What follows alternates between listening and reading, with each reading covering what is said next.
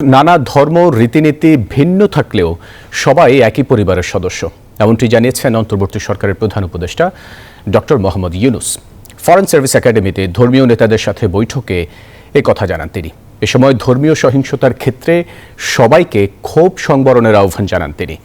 বৈঠক শেষে অন্তর্বর্তী সরকারের উপদেষ্টা মাহফুজ আলম বলেন, ঐক্য থাকলে বিদেশি ষড়যন্ত্র সফল হবে না। ঐক্যের বার্তায় বৃহস্পতিবার রাজধানীর ফরেন সার্ভিস একাডেমিতে ধর্মীয় নেতাদের সাথে ছিল প্রধান উপদেষ্টা ডক্টর মোহাম্মদ ইউনূসের বৈঠক। 2.5 ঘন্টার বৈঠকে প্রধান উপদেষ্টা বলেন, মত পথ আলাদা হলেও সবাই একই পরিবারের সদস্য। ধর্মীয় সহিংসতার ক্ষেত্রে সবাইকে ক্ষোভ সংবরণের আহ্বান জানান তিনি।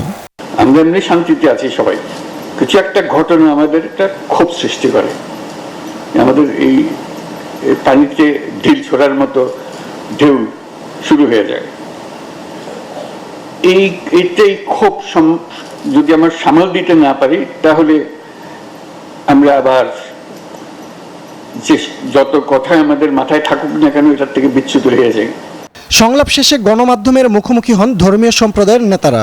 বলেন, ভারতীয় মিডিয়া উস্কানিমূলক কথা বললেও দেশে সবাই দায়িত্বশীল আচরণ করছে।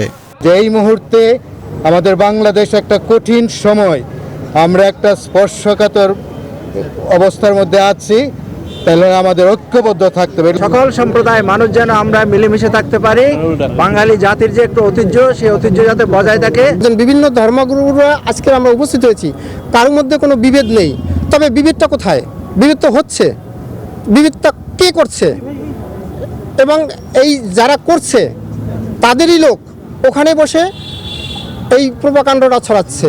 বৈঠক শেষে অন্তর্বর্তী সরকারের উপদেষ্টা মাহফুজ আলম বলেন, কোনো ষড়যন্ত্রকে এই সরকার প্রশ্রয় দেবে না, আর তার নিশ্চিতে সবাইকে ঐক্যবদ্ধ থাকতে হবে।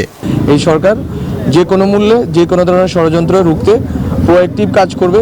কোনো ধরনের রিঅ্যাকশনারি কাজ এই সরকার করবে না, কোনো ধরনের হঠকারিতা এই সরকার আশ্রয় দেবে না, প্রশ্রয় দেবে না। বরং আমরা যত বেশি ন্যাশনাল কনসেনসাস ক্রিয়েট করা যায় সেই দিকে আমরা এগোবো। এ সময় ফ্যাসিস্টদের গণহত্যার স্বীকৃতি ভারতকে দিতে হবে বলেও মন্তব্য করেন অন্তর্বর্তী সরকারের এই উপদেষ্টা। অনেক দেশ করতে পারে। ফজলে রাব্বি সৌরভ, নিউজ 24, ঢাকা।